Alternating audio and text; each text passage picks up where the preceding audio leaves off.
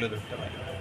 আমরা জেএমসির পক্ষ থেকে আপনারা জানেন ইলেকশনের পর দীর্ঘ 6 মাস অতিক্রান্ত হয়ে গেল, কিন্তু রাজ্যের মাননীয় শিক্ষামন্ত্রী তথা রাজ্যের মাননীয় মুখ্যমন্ত্রী ওনার দ্বারা তৈরি করা যে অ্যাডভাইজারি কমিটি এডুকেশন দপ্তর তৈরি করেছিল, সেই অ্যাডভাইজারি কমিটির রিপোর্ট অলরেডি জমা হয়ে গেছে দীর্ঘদিন, কিন্তু সেই রিপোর্টের অল্প একটু অংশ আমাদের রাজ্যের রিটায়ার্ড জাস্টিস শ্রী এবি পাল মহোদয়ের বক্তব্য থেকে আমরা যতদূর জানতে পারলাম যে আমাদের চাকরিটা যায়নি।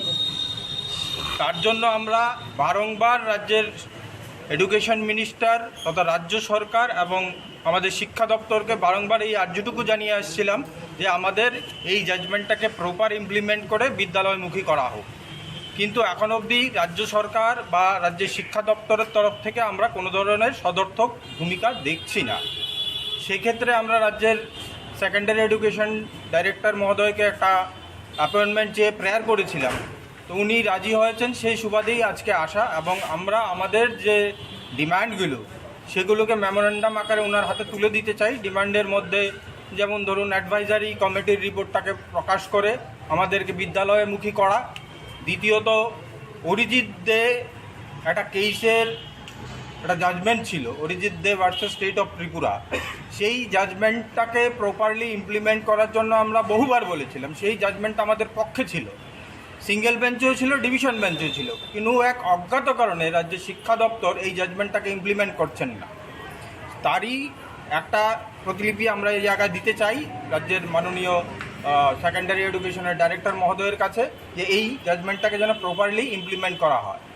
কিছুদিন আগে আপনারা জানেন যে একটা পিজিটিদের একটা কেস ছিল, ওই কেসের একটা জাজমেন্ট বেরিয়েছিল, পরবর্তীতে রাজ্য সরকার রিভিউ চেয়েছিল এবং রিভিউতেও কেসটা পিজিটি টিচারদের পক্ষেই ছিল।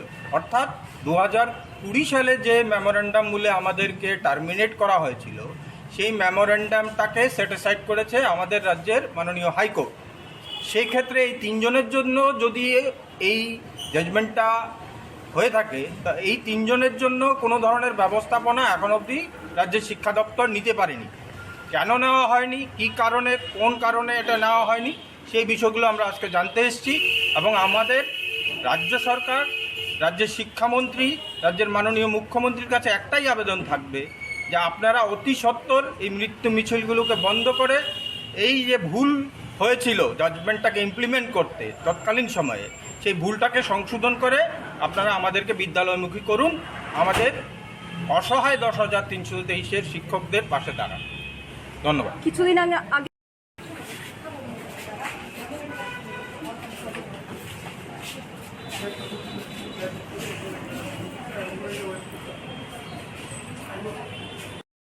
বিদ্যালয়মুখী করতে হবে। কার স্বার্থে এই কমিটির রিপোর্ট গোপন করেছে শিক্ষা দপ্তর? জবাব চাই, জবাব দাও।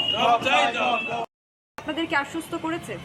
তার জন্যই তো আমরা এসেছি, যেহেতু যদিও এটা ইলেকশন মোমেন্টে ছিল, রাজ্যের আমাদের মন্ত্রী মাননীয় সুশান্ত চৌধুরী উনি